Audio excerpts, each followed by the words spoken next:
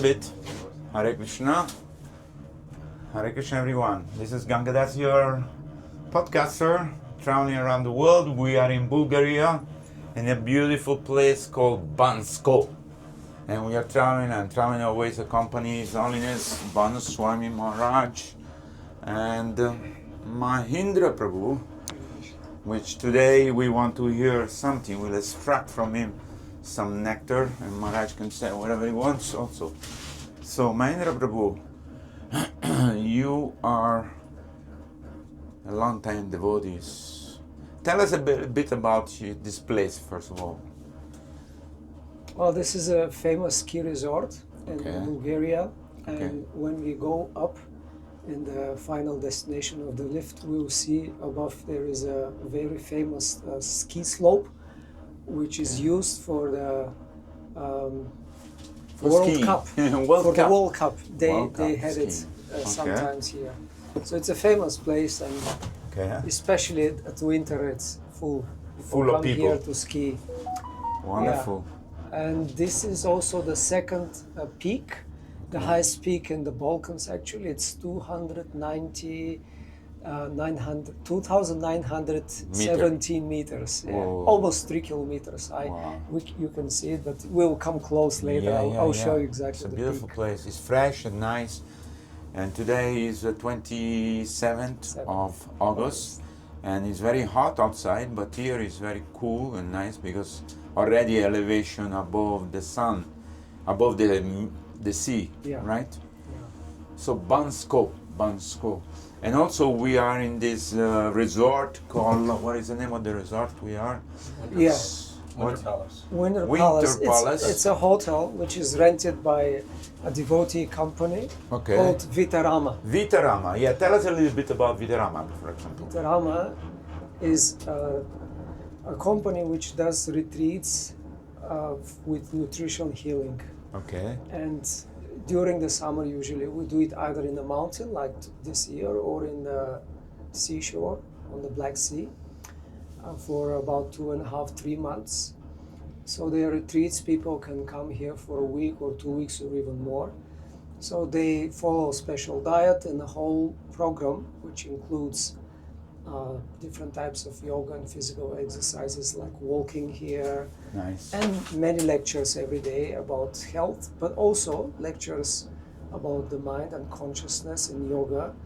And like Bhanu Maharaj gave a class about consciousness and the influence of the external environment and so many things, the diet and lifestyle into our basically happiness. So besides that, we do every week kirtan, which with each group, that's part of the program, and most of the people who are here for retreats, they come for kirtan and they appreciate it very much. Wonderful. So that's in the evening kirtan. It's called mantra meditation, and for those who are really enthusiastic, the next day, Loka Guru, that's the manager of the program, he does a japa workshop. Nice. To show them, he gives them a small chanting malas, of their own name. tells them how to chant, individually, and tells them about, the proper time and techniques like that. So they chant 2 rounds in the morning. So basically we are introducing people to Krishna consciousness to some degree, like to become spiritual to some degree, while these people, they all look like regular people. Yeah, they come for health. But at the same time they get in touch, they get exposure to this, to kirtan, to japa, and also we have all the books, Prabhupada's books, other books. And also like they are eating Mahabharata, something very special. And they eat prasad. And this is vegan, but prasadam. Yeah, nice. prasadam, because that's their nutrition line. Right. And of course the main nutritionist, that's Sudama Prabhu, they are 2 brothers, Lokaguru and Sudama Prabhu. He is very outspoken and in terms of Krishna consciousness. So whenever he sees people are inclined to spirituality, immediately he starts to directly preach them. And he's also a doctor, I believe. Yeah. Ayurvedic doctor or something, natural doctor? Yeah, like that. There is another doctor who is also a medical doctor, MD, and naturopath, and he has published many books. Just this week he's not here. He's Yeah, I published remember 20 that. books, yeah, and he is also favorable to divorce, comes to Nice, Kirtan and wonderful. that. Okay, tell us a bit about yourself. I mean, when you grew up here in Bulgaria, because you are from Bulgaria, where you were born, your family. Just a few minutes, you can tell us, touch the background, so people understand. I was born in another part of Bulgaria, more close towards the sea, Black Sea, and I was interested in spirituality and yoga since quite early age, since I was a student. I mean, in high school, and I was going to mountains, so I climbed this highest peak. It's called Wow. Vihren. When we go up, you show that peak. I remember when I was in high school. So I like this type of Natural environment. natural environment and spiritual experience. So I was interested in yoga, and that time, that was in the mid 80s, late 80s. There was no, it was the communistic time, so there was no official published books. Probably one or two on yoga, which there was nothing else but just asanas and physical exercises. But still, there was something, and some of my early memories were like I was probably 5 years old, or early, when my father was doing yoga, because he had asthma and other heavy problems. Right. My grandparents thought that he would die, Whoa. from asthma. He was so much. So then, when he was in the military, he started doing. Somehow he got a book on yoga and doing pranayama, and then he cured himself completely. Amazing. And the doctors were shocked. They said, How is it what possible? happened? How is it possible? So he practiced for some years, and I remember when I was born, and after I was born for a couple of years, I remember him practicing, and I was imitating him. And later on, he gave it up. But I somehow picked it and was interested in yoga, and my friends were also interested in yoga. And eventually, I got the Bhagavad Gita, which was published late 80s. Like 87, I think, so 86, was translated by a person from Sanskrit and then made into a poetic version by a famous poet. So I read that, I was very impressed, I really liked it. I also read Ramayana and Mahabharata, just some excerpts that was in a classical literature series in the communistic publishers. So it wasn't actually Ramayana; it was Ramcharitamanas, Nice. and also translated in poetry. And I remember reading about Ramachandra and was really moved about that. I didn't know who is Rama and what is it, but I was very attracted. And then somehow we, with my friend, visited Sofia, the capital, and we were in a discotheque. With students and others, and in this environment where everybody's trying to enjoy. Dancing. Within our group, we were talking about spirituality and yoga, and someone pulled up the first book in Bulgarian from Prabhupada. This was a small edition of Ishopanishad, that big, Small. and at the front cover there was a picture of Sri Rangam temple. Wow, yeah. Which is an ancient Hindu temple. Which was Gopuram. the Gopuram. I was very impressed. And at the back there was Prabhupada's picture, very close from his face. And I was so attracted. I said, I have to have this book. I want to read from this person. So I asked this friend, where you got it? And he did just made like that. Like it was arrangement from God. The sky. Yeah, it's actually devotees. They didn't sell it. They were like Just giving it. they were just giving it or putting it there in the boxes, Right. post boxes. Yeah. So I was like, if I start walking randomly in the streets, find it. will I find it? Of course it will. I was just for a day or two. So I somehow really wanted. I actually copied the address of BBT in Sweden. And you wrote to them. And I wrote, but I Nobody knew. replied. No, even if they reply, nobody will. It will. Such a book will not. In the post it's so communistic, they will just block it. But after a few months, my friend got it, And he said, here it is. And I said, where you got it? He also meant like that. Yeah. So I read Ishopanishad, Nice. and then I was very attracted. Quite intriguing, And Sri then- Upanishad. We will say God Yeah. is there, it's Yeah, not there, yeah. it's visible, it's not visible. Of course, I was, because I was raised in an atheistic family, communistic. My grandparents were religious, but my parents, that was the culture at that time. You were Right. more or less not allowed. Yeah. So I didn't know anything about religion. So it was really unfamiliar. What about this God, supreme personality of Godhead? Yeah. Sounds strange, yeah. Unfamiliar, yes. But then I was like, Prabhupada was so convincing. Inside Ishopanishad was also, I think, this essay, Prabhupada's essay, "Who is crazy?" Yeah. And then I was attracted. So we find that there were people who were practicing this, because we didn't know what to do. We learned about Hare Krishna mantra. So we're walking in my town. There is a little mountain. We were walking there and chanting with each step Hare Krishna, Hare Krishna. We didn't know how to chant.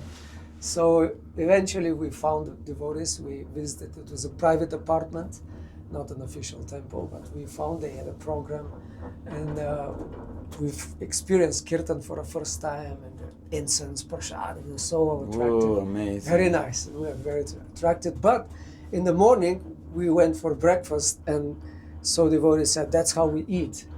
And they are Sitting on the floor. Yeah, sitting on the floor. But especially they had this type of plates which look like a small, Stainless steel plate? Yeah, but they look like a small places for bathing babies or something. And they put so much food. And we were yogis, so we were like, what? Right. Why you eat so much? How can we cannot? And then no, you have to eat. This is prasad. What is it? And then we eat a little bit. We tried, but we couldn't imagine how they eat so much. So we went to give it back, and then there was devotee who was sitting. No, this you cannot throw. Yeah, It's you have to prasad. eat. It's spiritual. It's equal to God. So we know what to do. What We to cannot. do. We cannot. Anyway, so we started practicing. We got Bhagavad Gita in Russian, Krishna book in Russian, and we started. You could read. We It's studied similar language? Yeah, not really, but the script is similar. And we started it in school, it was compulsory, so we could read. And then Bhagavad Gita came later in a few years in Bulgaria. Nice. And I then, would like to ask you how then did I you... went in the army Oh, because it yeah, was compulsory. okay. Yeah, me too. And already I was. Which already year it was? serious about this. 1990, It was 90, I think. 1990. Or 91, one of those years it was. So I had to go, and either you go or you go in jail. So, Yeah. So I had to, well, first actually, I thought I'll do like devotees in America. I heard they go in devotee clothes, for Vietnam War, Start and to- they say you're crazy, you're not fit. So I went there, and for the people, the army people, when they saw me, who is this alien? What are these clothes? So I was with one other devotee, the Sankirtan leader, and I was only chanting all the time. They asked me questions. I didn't Chanting, reply, yeah, just reply. chanting. And the other devotee said, don't try to forcefully, interrupt his meditation, because he will go crazy. and they said, he's already crazy. He's already crazy, more crazy than that. So that's what happened. They put me in supposedly a worst place in the army, but it was a blessing because I was free. It wasn't really around me. Some special machines in the where they were run by civilians, so I could go every evening and go to devotees and nice. cook myself. So Krishna arranged it like that. What I wanted to ask I think this is a transitional. We still go more. we still sit here. This is a transitional period This is where more people can get down here and practically go go skiing. skiing. Yeah. If people didn't want to go from top. On top you can also ski from the top. Yeah. All Was right. that where we were supposed to go? Nice. I don't think so. No, we'll go up, no problem. And I just wanted to ask you, how did you meet your spiritual master, Suhotra Maharaj? Because I knew Suhotra Maharaj from Mayapur. He was there with us for many years. And I used to come now and then, stay, spend time in the Gurukul. So I just want to ask you, how did you meet him first? There was a program in the university, Sofia University, in the philosophical department, where I went there, it was full of people, actually, probably more than 100 people.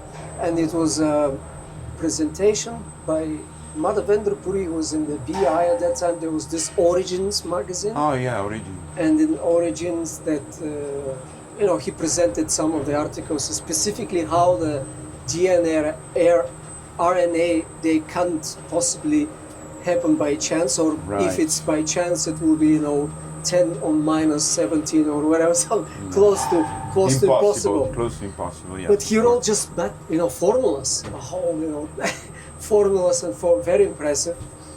And then Maharaj did kirtan at the end.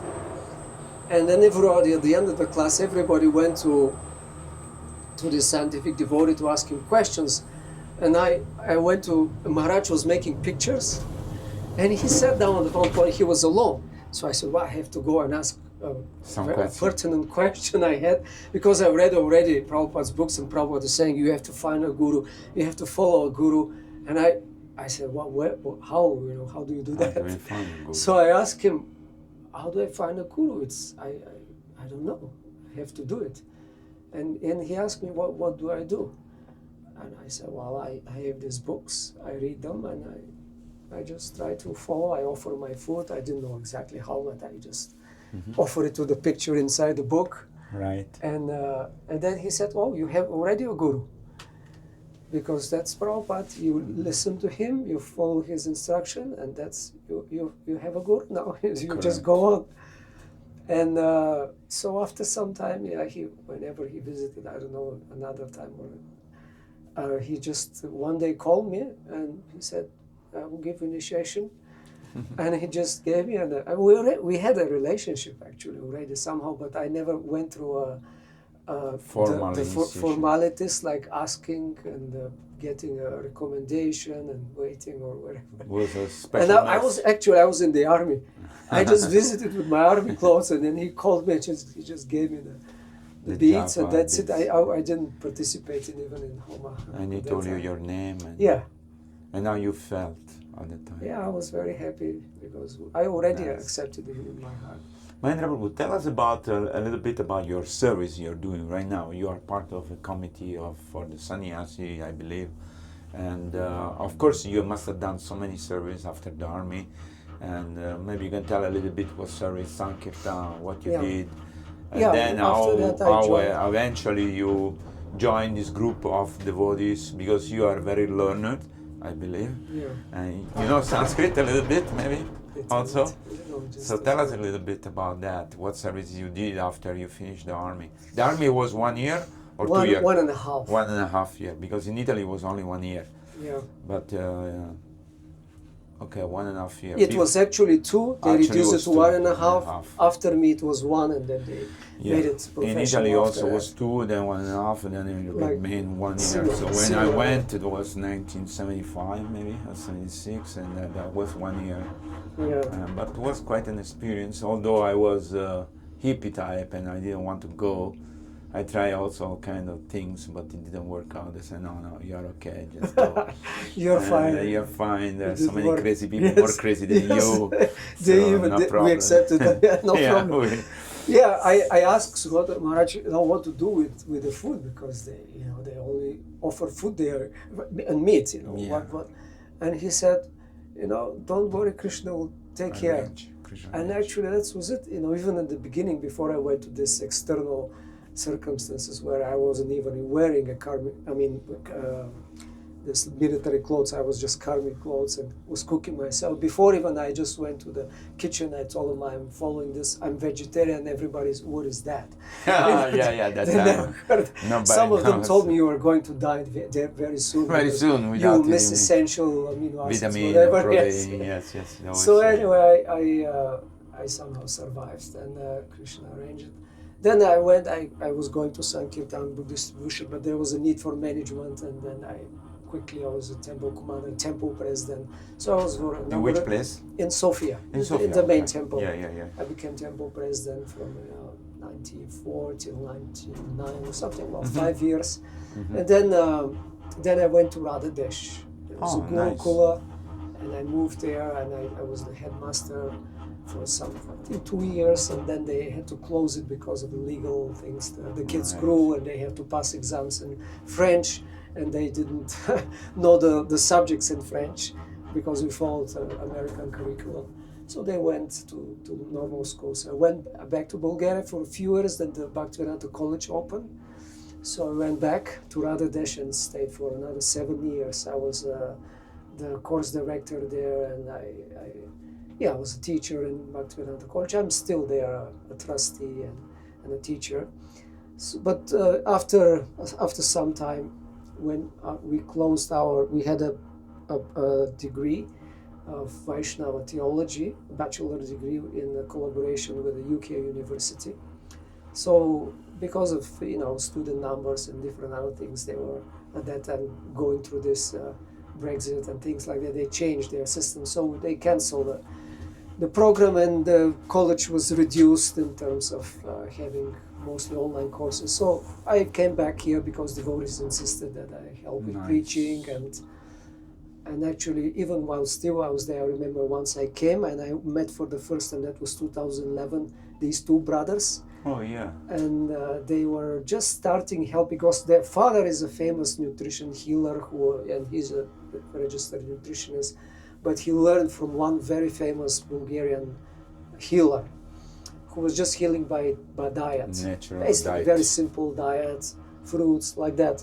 She herself hurt herself from heavy diseases. So their father was already established, and they started helping him, and I met them. They were just young devotees.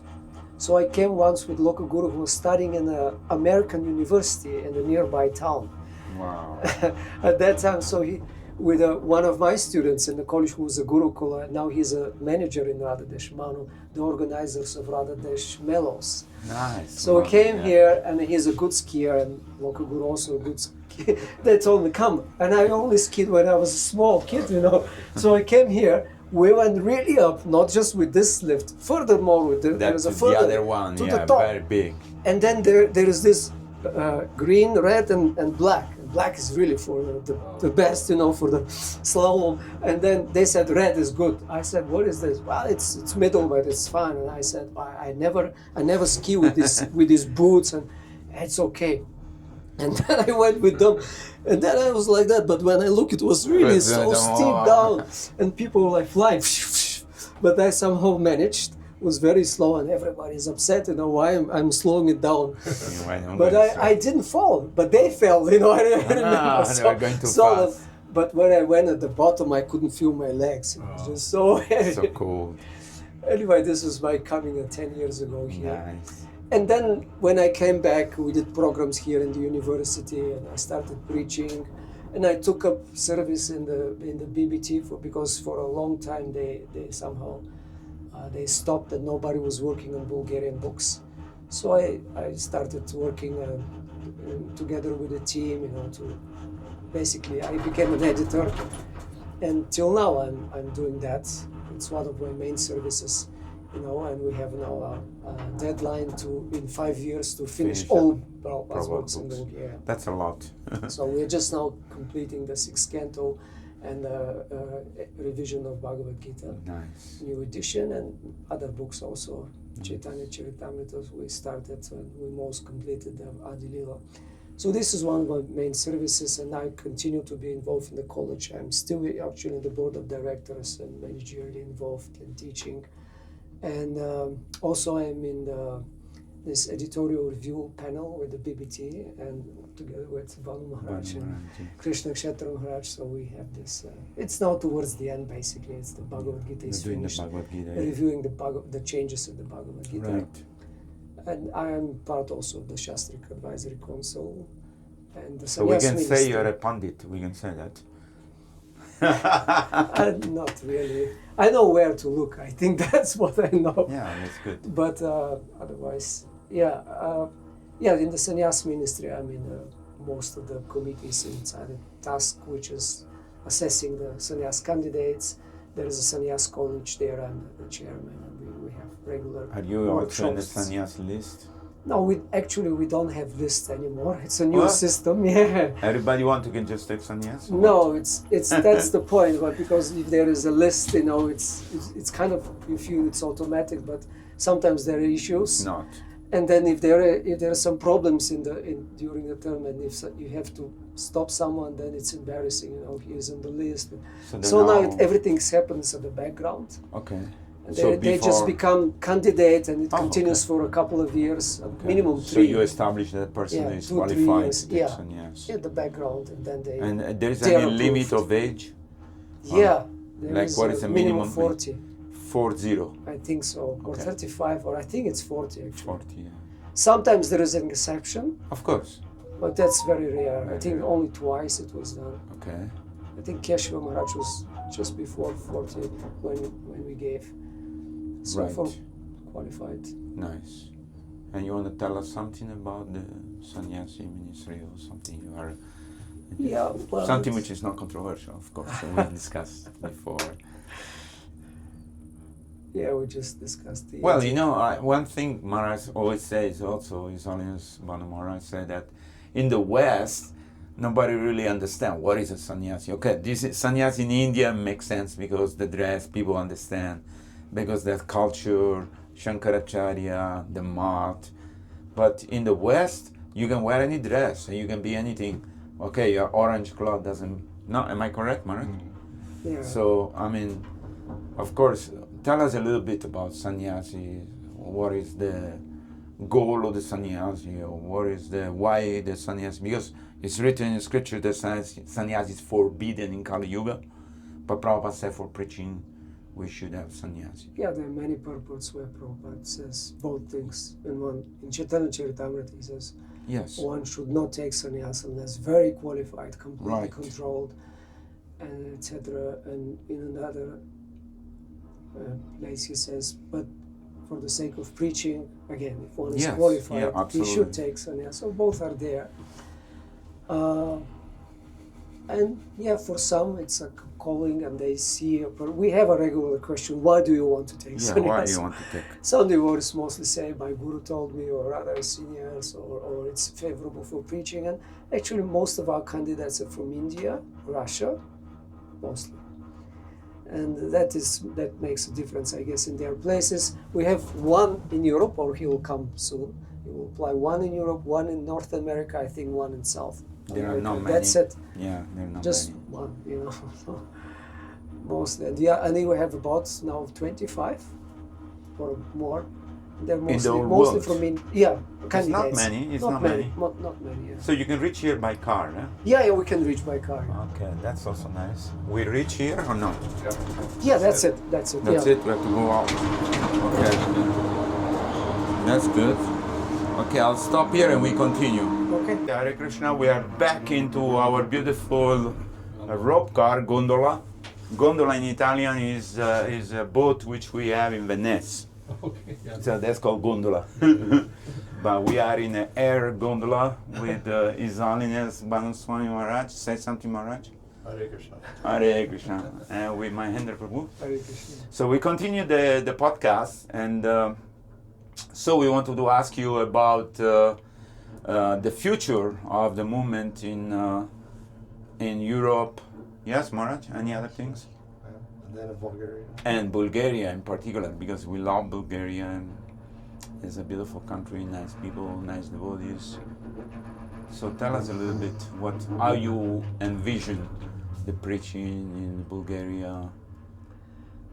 Well, what I can say about the present is that the circumstances are really favorable, because people are somehow very open at the moment, and probably because of the also external environment and the world situation, and so much insecurity. And when people are not clear about the future, and they can't really predict what's coming, and that uncertainty is a problem to for them to feel comfortable about material happiness.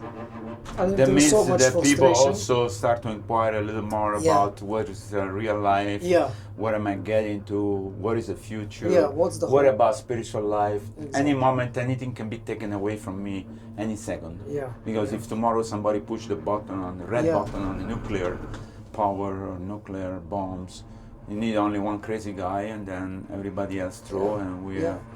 we And find we are out close to Russia. the war, actually. Yeah. Yeah, how far is the war from here? Well, it's How many kilometers?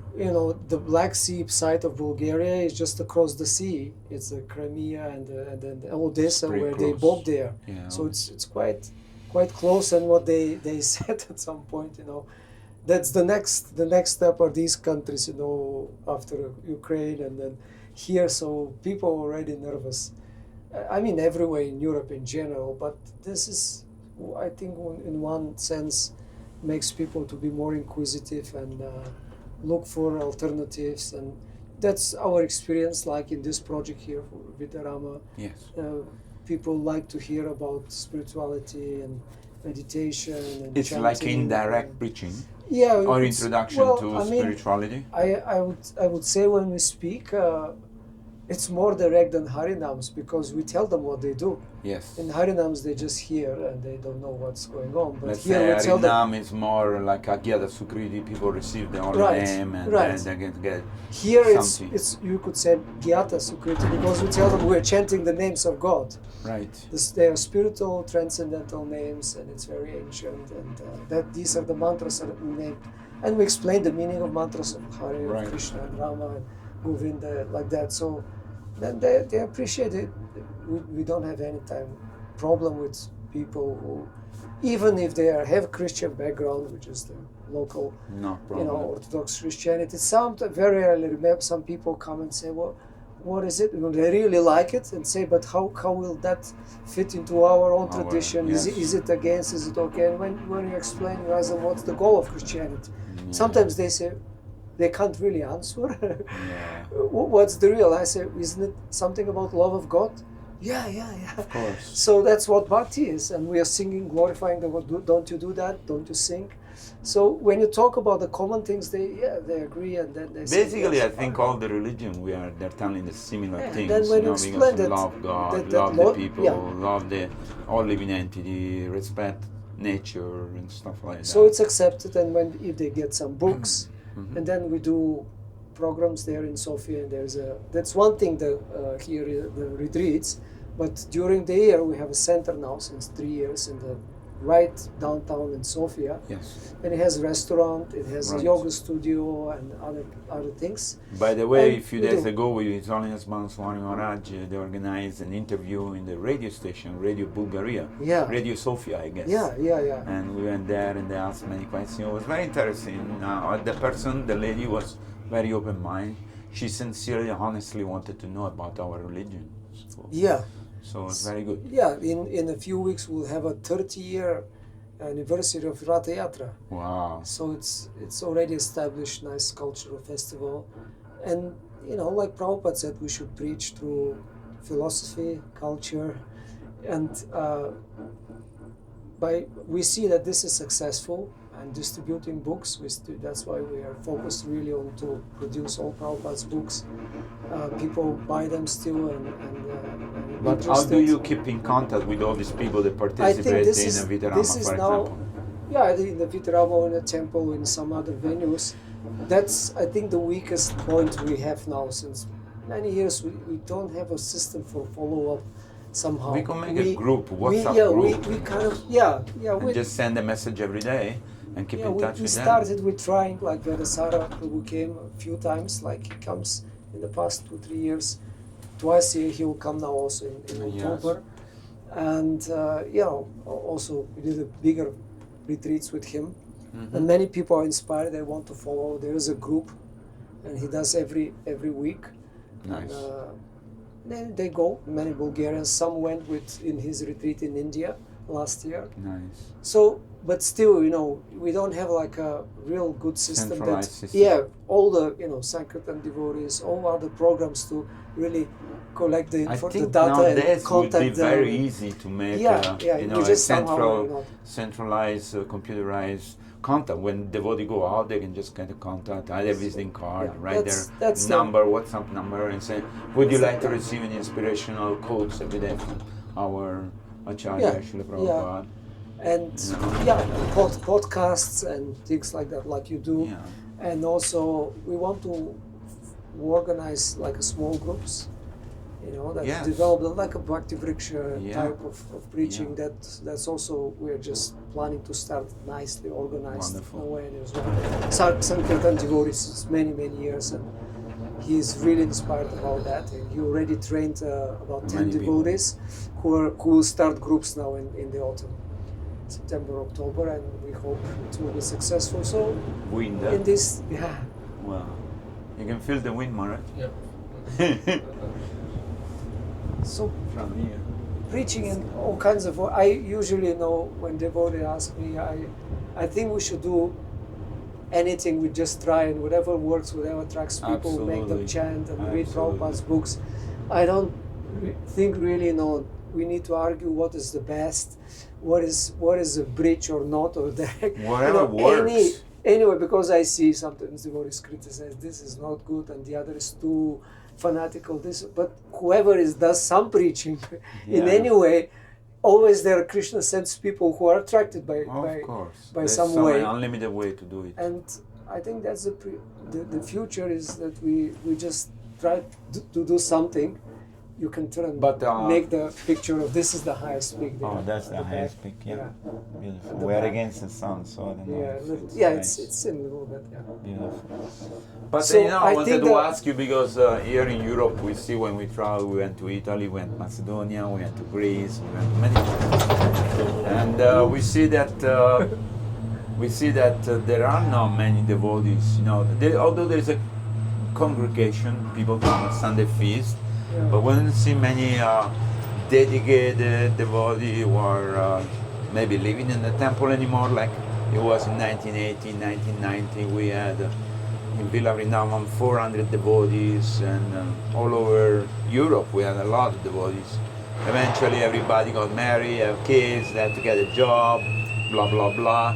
So there is no many people joining the temple. Look like we had to change our paradigm shift of preaching what we used to be before into new system, which internet, which is, I don't know what. We have to figure out how we can, attract people to practice Krishna consciousness. And obviously they can practice from their home. It doesn't have to be that people come and join us in the temple, but because many people are already married with kids. Yeah. I hope they don't leave us here. Whoever has to get up, otherwise it's the last stop, right? We're gonna leave you here, you can catch. No, we are going down. You can see here the wheel, the rope, there's a compressor. They're doing nice maintenance in this place. It's beautiful. Here we go, we start again. So what's your vision? Because, we are getting old. Speaking for myself, you're younger than me, but I know there are a lot of youth that are attracted to chanting the holy name, and they do, if you do retreat with, they call it, Kirtan Mela, and yoga group. In America, they have big festival, the Festival of Colors. And of course, we have Ratha Yatra, which are very successful. Yeah. Even in Bulgaria, you have Ratha Yatra, we have Harinam, which are very successful. It look like, oh my goodness, it look like, what do you call it, roller coaster. We're going down, I'm going down. Yeah, I think, Yes. all places were successful in implementing some kind of strategy, because there are differences in different countries and cultures. Like Europe is very Big. varied in this, varied. but still, I'm in part of also one of my services at the moment in the executive committee of the European RGB or regional body. Right. I hope when I became a member, that's what will be the main focus, that we discuss share success stories, share good practices and preaching successes, and like have a common strategy about Yes. preaching, like the questions you ask, what's the vision for Yeah. not just individual temples or yatras or countries, No, but I'm the asking whole, you why, because the whole in Europe. But in it's India not it's there. different. In Yeah, India we yeah. have a successful preaching, a lot of it's not there. We brahmachari. don't really discuss. We discuss some problems. But you don't many think of the we should times. discuss about thinking about the future I or think how so. we? I think this I should think be you the should propose.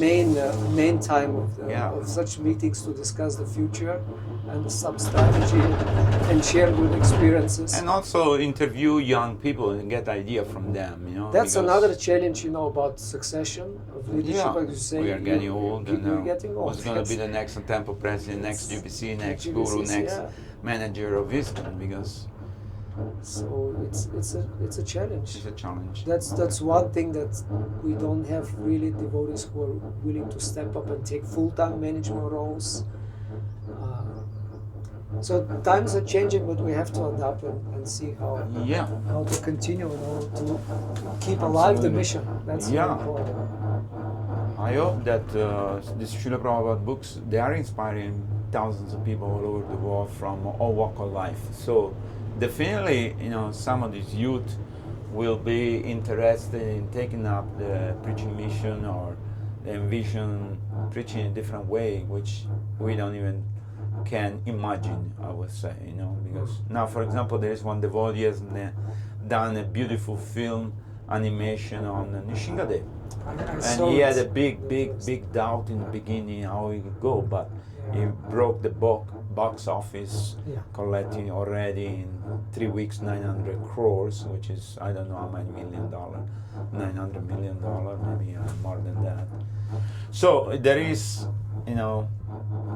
things we cannot see because we are still into the old paradigm, thinking that no, we just have to distribute books, and we go and do it now, and we go and distribute prasada, and that's enough. But no, there is so many other ways. Like we see the wisdom of the sages, these two devotees, Yeah. Raghunath and Kastuba, Kastuba. they're doing fantastic preaching. They are 12-step recovery group for people who are addicted to anything, Yeah. from porn to internet to cigarette or whatever. So they're really helping people to grow in their Krishna consciousness. And there are people from all over the world which are maybe not directly connected to the temple. Yeah. So, I anyhow. think we can hear from Maharaj. So. Maharaj, can you tell us a strategy about this? Success. What is a success? Can you put it on, Maharaj? Hope. Just catch the. No, catch Here, this. here? No, this. You see? You want? Catch the. Okay. Yeah. Okay. Okay. Yeah, that's enough. Well, for Yeah. succession, ultimately you're going to need young people. Yes. So whatever strategy there is, you have to figure out how you can capture young people, not only get them Krishna conscious, but get them full-time Krishna conscious. What means full time? They have to live in a temple or not necessarily? Basically, most, yeah. Otherwise, you're going to end up with grihastas living outside, which is okay also if they're younger.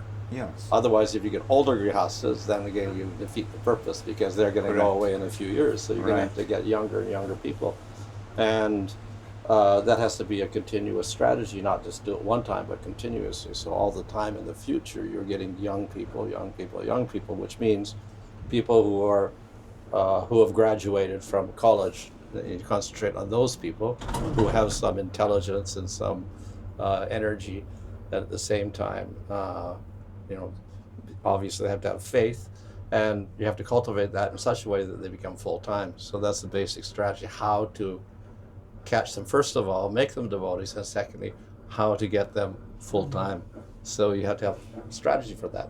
In India, the strategy is you get them when they're in college, and you cultivate them, and you have them live together and practice daily program with vegetarian food and regular morning program and morning class, and they study all day, and they come back at night and maybe have a little spiritual talk at night, and they get used to that type of daily sadhana program.